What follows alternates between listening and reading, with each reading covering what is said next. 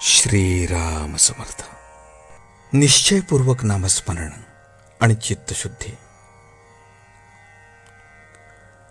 मला अजून अमुक करायचे आहे ही कल्पना सोडून द्यावी. आता मी परमेश्वराचा झालो, आता मला काही करायचे राहिले नाही अशी मनाची स्थिती झाली पाहिजे.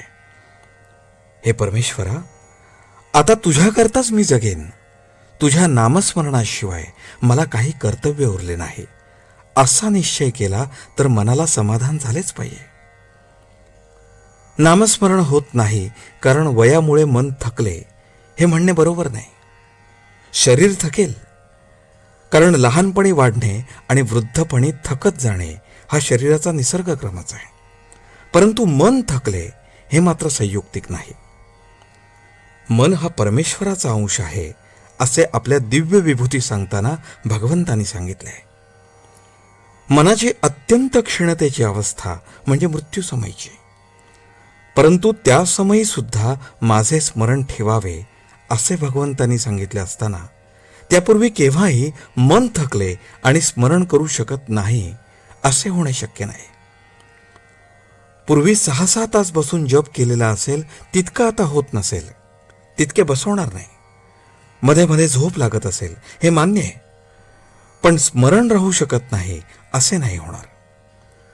मन थकले ही खरी अडचण नसून मनाचा इतर व्याप फार मोठा आहे हे खरे कारण आहे.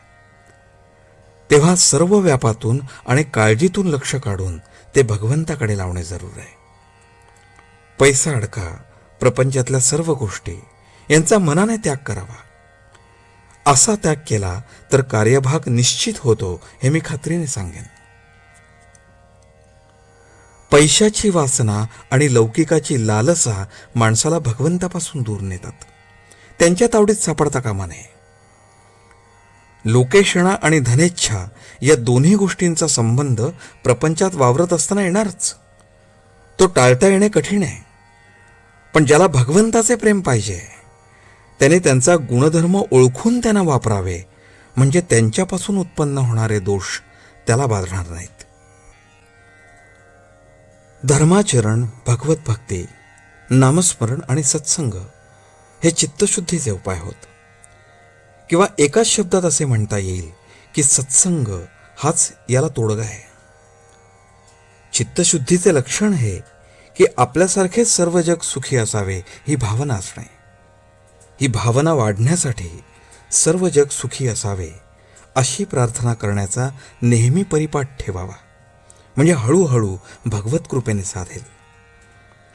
अभिमान हा मात्र चित्तशुद्धीत बिघाड आणणार आहे आणि तो केव्हा डोके वर काढील आणि घात करील याचा पत्ता लागणार नाही.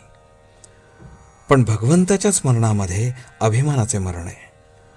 म्हणून आपण भगवंताचे स्मरण अखंड टिकवूया आणि आनंदाने राहूया. आजचे बोधवचन. नामाशिवाय जगात दुसरे सत्य नाही अशी दृढ भावना करावी. जानकी जीवन स्मरण.